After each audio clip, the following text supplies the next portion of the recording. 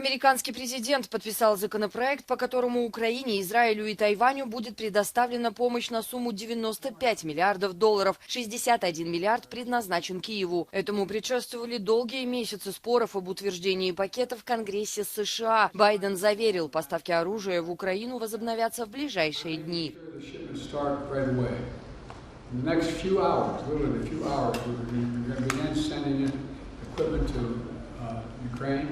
For air defense munitions, for artillery, for rocket systems and armored vehicles.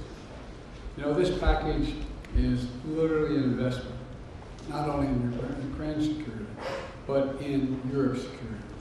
Украинский президент, который называл американскую поддержку жизненно необходимой, поблагодарил Джо Байдена, законодателей США и американцев.